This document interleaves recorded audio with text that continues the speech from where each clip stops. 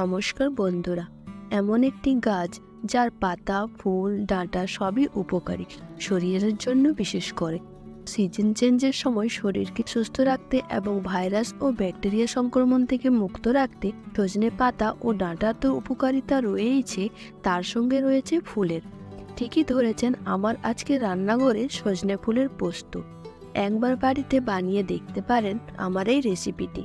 তাহলে আর দেরি না করে সরাসরি রেসিপিতে যাওয়া যায়। এখানে যে ফুলগুলো গাছ থেকে পেড়ে এনেছিলাম সেগুলো সব বেছে নেব। এখানে ফুল আর কড়ি দুটোই নেব। এবারে সব ফুলগুলো আর কড়িগুলোকে ভালো করে বেছে নেব। এখানে কিন্তু সময় একটু বেশি লাগে ঠিকই, কিন্তু খেতে কিন্তু দুর্দান্ত লাগে। এবারে এক গ্যাস জ্বালিয়ে একটা পাত্র নিয়ে নিলাম এবং এখানে নিয়ে নেবো 2 গ্লাস মতন জল আর হাফ টিস্পুন মতন লবণ, এবং লবণ জলটা ভালো করে ফুটিয়ে নেব। যখন ফুটে যাবে তখন গ্যাসটা বন্ধ করে আমি নামিয়ে যে ফুলগুলো বেছে রেখেছিলাম সেই ফুলগুলোকে ভিজিয়ে রাখবো 5 মিনিটের জন্য।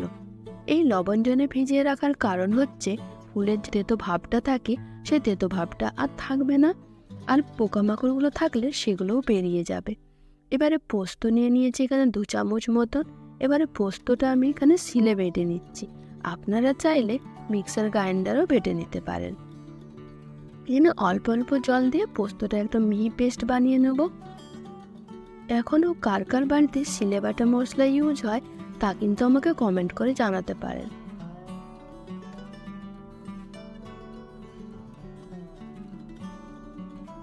এখানে কিন্তু আমি ঝালের জন্য 2টো কাঁচা লঙ্কা নিয়ে নিয়েছি।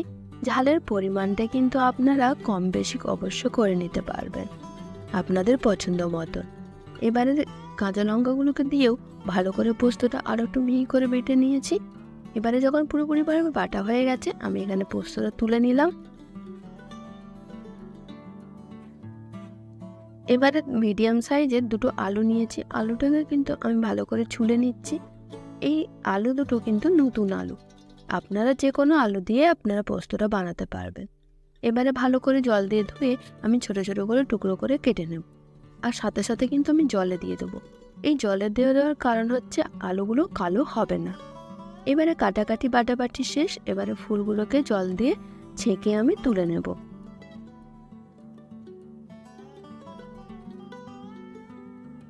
এবারে সব কিছু রেডি হয়ে যাওয়ার পরে গ্যাসে একটা কড়াই চাপিয়ে দিলাম। কড়াই চাপিয়ে দিয়ে দেবো সর্ষের তেল। পোস্ত কিন্তু সর্ষের তেলে খেতে কিন্তু দারুণ লাগে, তাই কিন্তু আপনারা পোস্ত কিন্তু সর্ষের তেলেই রান্না করবেন। এবারে একটা শুকনো লঙ্কাকে মাঝখান থেকে ভেঙে নিয়েছি, আর নিয়েছি হাফ টিস্পুনের মতন কালো জিরে, এবং ফোড়নটা থেকে যখন ভালো গন্ধ ছেড়ে আসবে তখন দিয়ে দেবো কেটে রাখা আলু। আমি একটু আগে লবণ দিয়েছি যাতে জলটা গায়ের মধ্যে না ছিটিয়ে যায়। আপনারা কিন্তু এই টিপসটা ফলো করে দেখতে পারেন। এবারে আলুটা ভালো করে তেলের সাথে একবার নাড়াচাড়া করে দিয়ে দেবো হাফ টিস্পুনের মতন লবণ, আর দিয়ে দেবো হাফ টিস্পুনের মতন হলুদ। এবারে সব কিছু দিয়ে দেওয়ার পরে এখানে ভালো করে একবার নেড়ে নেবো। নেড়ে নিয়ে এখানে দিয়ে দেবো কিন্তু ঢাকা 5 মিনিটের জন্য, এবং আলুটা ভালোভাবে সেদ্ধ হয়ে যাবে আর ভাজা হয়ে যাবে। এবারে ভাজা যখন হয়ে গেছে ঢাকাটা তুলে আমি একবার চেক করে নেবো আলুটা কতটা পরিমাণে সেদ্ধ হয়েছে। খুন্তিটা একবার প্রেস করে দেখবেন যে যেন আলুটা ভেঙে যাচ্ছে, তাহলেই বুঝতে পারবেন যে আলুটা ভাজা হয়ে গেছে। এবং সেই পর্যায়ে যে ফুলগুলো আমি জল থেকে তুলে রেখেছিলাম সেটা মিশিয়ে দেব, এবং মিশিয়ে ওটাকেও ভালোভাবে আলুর সাথে নেড়ে নেব। নেড়ে এখানে কিন্তু আরও 5 মিনিট ঢেকে রান্না করব। এবারে 5 মিনিট পরে ঢাকা তুলে আরেকবার নেড়ে নিচ্ছি, এবং সাথে দেখতেই পাচ্ছেন ভাজা ভাজাও হয়ে গেছে। এবারে দিয়ে দেবো গুঁড়ো মশলা, তার মধ্যে দেবো জিরে গুঁড়ো, আর দিয়ে দেবো লঙ্কার গুঁড়ো। এখানে কিন্তু হাফ টিস্পুন করে ইউজ করেছি। এবারে এগুলো ভালো করে আলুর সাথে এবং ফুলগুলোর সাথে ভালো করে মিশিয়ে নেব। এবারে যে পোস্তটা বেটে রেখেছিলাম সে পোস্তটা দিয়েও একটু কিছুক্ষণের জন্য 1-2 মিনিটের জন্য আমি কিন্তু নেড়ে নেব। এবারে মশলা দেওয়া জলটা ছিল সেটাও দিয়ে দেবো। সেটা দিয়েও আমি 1-2 মিনিটের জন্য নেড়ে এবারে দিয়ে দেবো অল্প পরিমাণে জল। গ্রেভিটা আপনারা কীরকম পছন্দ করেন তার উপরে জলটা দেবেন। আমি এখানে একদম ড্রাই বানাবো, তার জন্য অল্প পরিমাণে জল দিয়েছি, আর ঢেকে ঢেকে রান্না করে নেবো। এখানে বেশি আর টাইম লাগবে না।